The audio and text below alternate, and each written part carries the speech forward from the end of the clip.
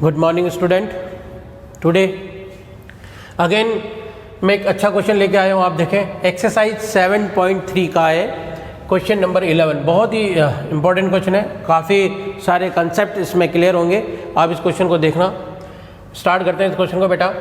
In how many ways can the letter of the word permutation, एक word दे रखा, हमको उससे कोई मतलब नहीं है कि परमुटेशन लिखा है क्या, हम तो ऐसे पढ़े इसको PER ऐसे इस तरह से पढ़ना, हमको MUTT ये जो भी है, ठीक है। यहाँ पर मैंने देखा कि ये दो एक तरह से, तो मैंने इनको दोनों को एक सेम कलर से लिया है।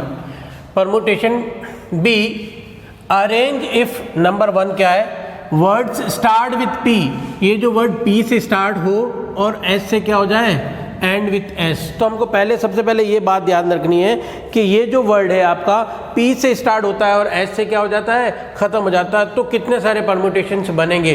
तो हम स्टार्ट करते हैं इस क्वेश्चन को। सबसे पहले हम सबसे पहले ये देखें कि ये जो परम्यूटेशन वर्ड जो लिखा हुआ है इसमें टोटल कितने वर्ड है, काउंट करता हूँ मैं। 1 2 3 4 5 6 7 8 9 10 11 12 है मेरे पास। तो ठीक है, मैं एक बॉक्स मेथड से इस क्वेश्चन को करते हैं, थोड़ा सा ईजी रहता है। मैं एक बॉक्स बनाता हूँ, इसको देखना बेटा। ये बॉक्स बनाया अपन ने और 12 है ना, तो चलो 1 2 3 4 5 6 7 8 9 10 और 11 12 चाहिए आपको, ठीक है। 10 11 और 12 हो गया। इसके नंबरिंग डाल देता हूँ 1 2 3 4 5 6 7 8 9 10 11 और 12, ये नंबरिंग डाल दी मैंने। अब वो क्या कह रहा है कि आपको क्या करना है, स्टार्ट विथ P से स्टार्ट करना है इस वर्ड को। तो ठीक है, P हमारा कांस्टेंट हो गया, P को छेड़ना नहीं है, स्टार्ट विथ P।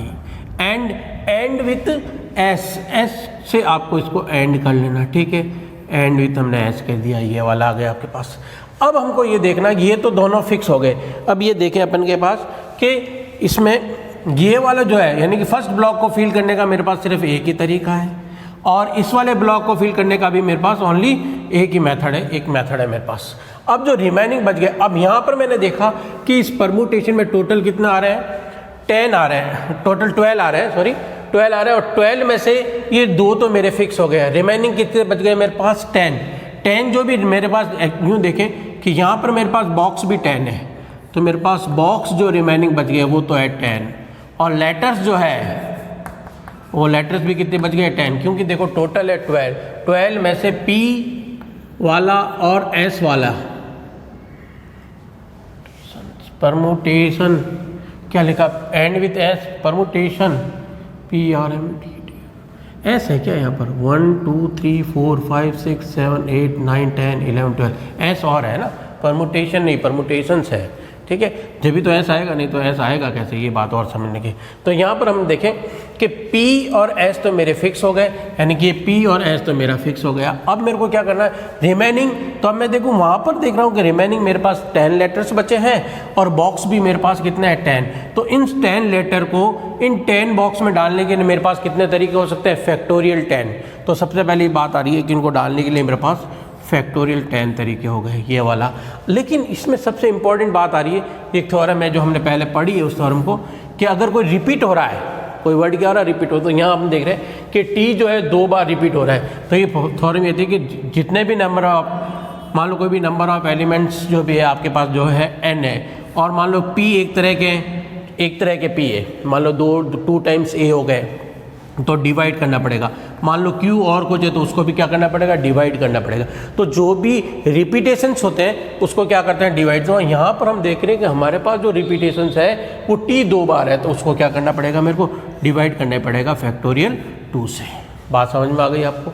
तो आप वापस देखें एक बार बेटा कि टोटल जो है 12 है मेरे पास। 12 में से मैं ये देख रहा हूँ कि 2 तो मेरे पास फिक्स है, ये तो 2 तो मेरे पास फिक्स हो गए। अब रिमेनिंग कितने बच गए मेरे पास? 10 बच गए हैं मेरे पास रिमेनिंग। ये 10 बच गए हैं मेरे पास रिमेनिंग बॉक्सेज भी 10 है और लेटर्स भी कितने हैं? 10 है। तो 10 बॉक्सेज में 10 लेटर फिल करने के कितने तरीके हो सकते हैं? फैक्टोरियल 10, तो वो मैंने फैक्टोरियल 10 तो लिख लिया। लेकिन दूसरी बात ये आ रही है कि रिपीट कितने हो रहे हैं। मैं ये देख रहा हूँ कि टी जो है 2 बार रिपीट हो रहा है, तो उससे मेरे को क्या करना है? डिवाइड ये वाली थ्योरम काम में लेंगे, तो उससे डिवाइड करेंगे तो ये आपका क्या आ जाएगा? इसको सॉल्व करेंगे, जो भी आएगा वही आपका आंसर आएगा। Please note it down. फिर हम इसको सेकंड पार्ट करते हैं बेटा, है ना। तो चलो अब सेकंड पार्ट पे आ रहा हूँ मैं। फर्स्ट पार्ट हो गया मेरे पास, मैं इसको इरेज करता हूँ इसका। ये वाली थ्योरम फिर काम आएगी अपने, ध्यान रखना बेटा। सेकंड पार्ट पे आते हैं अपन। चलो सेकंड पार्ट क्या कर रहा है जरा आप देखना बेटा, है ना। पार्ट सेकंड पार्ट कह रहा है, यहाँ से देख रहा हूँ।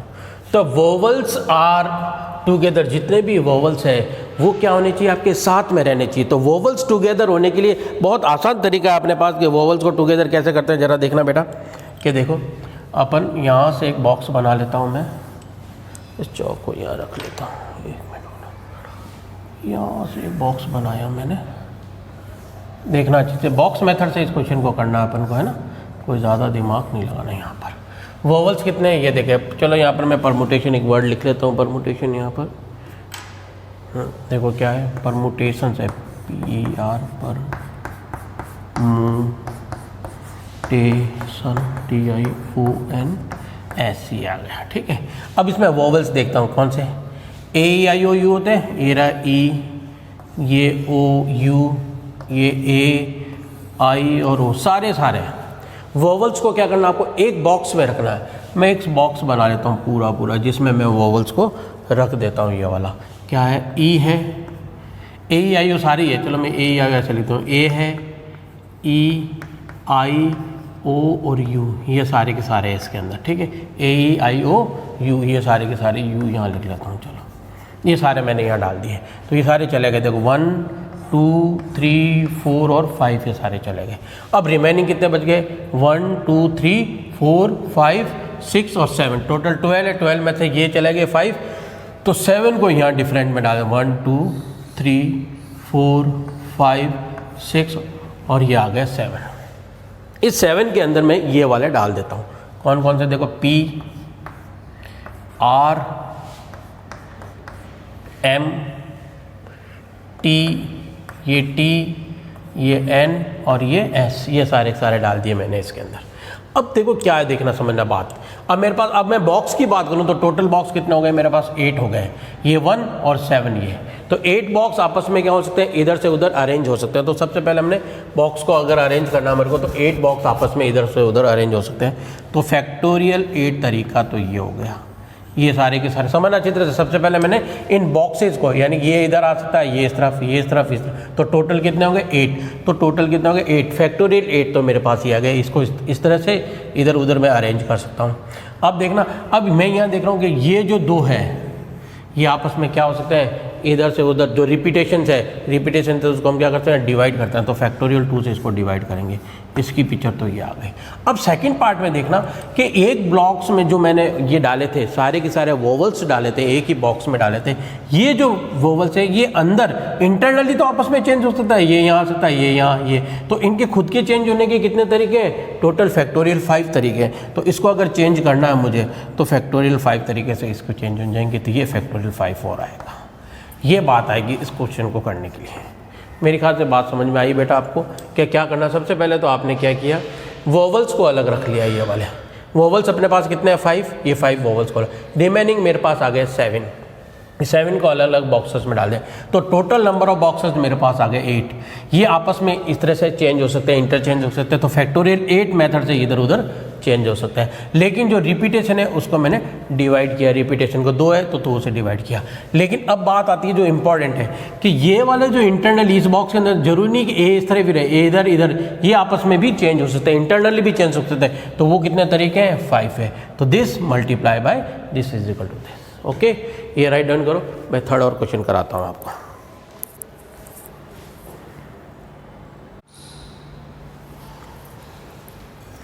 यस बेटा, अब अपना लास्ट पार्ट बचा अपना थर्ड पार्ट, उसको जरा अपन देख लेते हैं।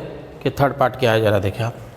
सबसे इम्पॉर्टेंट पार्ट है ये जो पार्ट है, सबसे इम्पॉर्टेंट पार्ट है, बहुत आराम से अच्छी तरह से देखना इसको। वो कह रहा है there are always 4 letters, 4 letters जो है बिटवीन द पी और एस, पी और एस के बीच में हमेशा 4 लेटर होना चाहिए। अब देखिए एक ब्लॉक बनाता हूँ मैं यहाँ पर सारा काम ब्लॉक का ही अपने पास सिस्टम जो है ये बनाया, पी यहाँ रखा और एस यहाँ रखा, ये पी और ये एस, ठीक है। इनके बीच में कितने ब्लॉक्स होने चाहिए, बिटवीन द 4 लेटर्स 1 2 3 और 4 होने चाहिए, पी और एस। तो अब टोटल अगर बात करूँ तो 4 ये और 2, यानी कि इन दोनों के बीच में हमेशा टोटल कितने 6 हो गए ये, लेकिन इन दोनों के बीच में हमेशा क्या रहना चाहिए, 4 लेटर्स रहने चाहिए। अब मैं वापस यहाँ आता हूँ, देखना टोटल परमुटेशन पे अपने पास कितने 12, देखना अच्छी तरह से बेटा, आपको बात समझ में आएगी बहुत अच्छी तरह से। ये 12 लेटर्स बना रहा हूँ मैं, 1 2 3 4 5 6 7 8 9 10 11 और 12 हो गया, ठीक है। 1 2 3 4 5 6 7 8 9 10 11 और 12, ये 12 आ गया आपके पास। अब देखें आप कि क्या करना है आपको, कि ये जो सारे के सारे जो लेटर्स है उसमें आपने कहा कि P और S के बीच में कितने आने चाहिए, 4 लेटर्स आने चाहिए। तो सबसे पहले मान लो P मैंने यहाँ रखा तो S मेरा यहाँ आएगा 6 नंबर पे, तभी तो 4 इसके बीच में आए।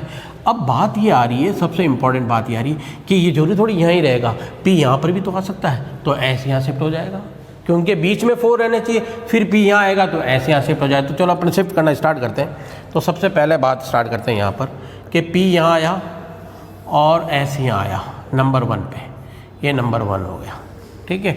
दूसरे स्टेप में कह रहा हूँ अगर मेरा P यहाँ आ जाता है तो S मेरा कहाँ आ जाता है, यहाँ पर आ जाता है, ये नंबर 2 हो गया।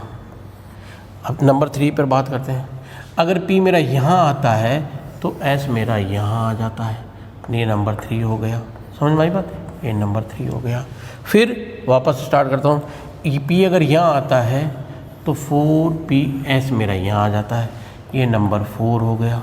फिर क्या हो सकता है और देखिए आप, P अगर यहाँ आ जाता है तो S मेरा इस ब्लॉक में आ जाएगा, ये नंबर 5 हो गया।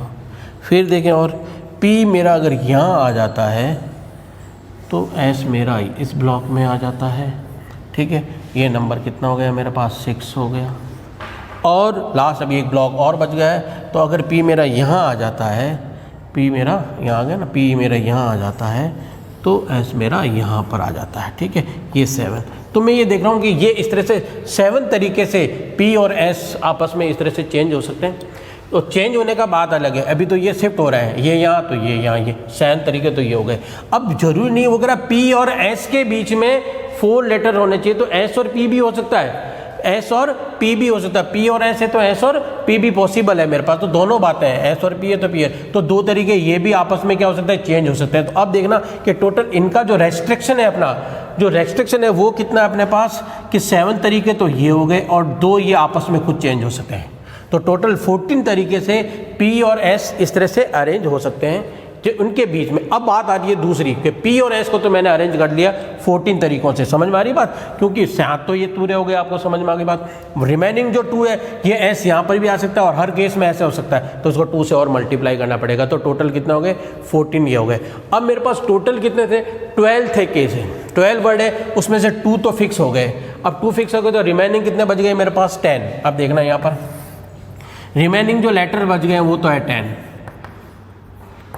लेटर्स है मेरे पास 10, और बॉक्स कितने बच गए ये भी देखें, बॉक्स भी मेरे पास 10 ही है, 1 2 2 टोटल 12 है, तो बॉक्स भी मेरे पास 10 है ये। तो अब अपन को मालूम चल गया ये बात और कि क्या होगा, देखो तो इस 10 लेटर्स को 10 बॉक्स में अरेंज करने के तरीके, फैक्टोरियल 10, 10 तरीके से इधर उधर अरेंज कर सकता हूँ।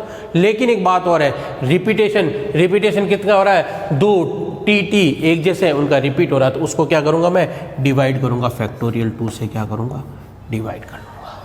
दिस इज़ योर आंसर, ये आपका आंसर है बेटा। समझ में आई बात, बहुत अच्छा क्वेश्चन है, लेकिन आप इसको इस तरह से समझे तो आपको बिल्कुल बात समझ में आएगी। Please note it down.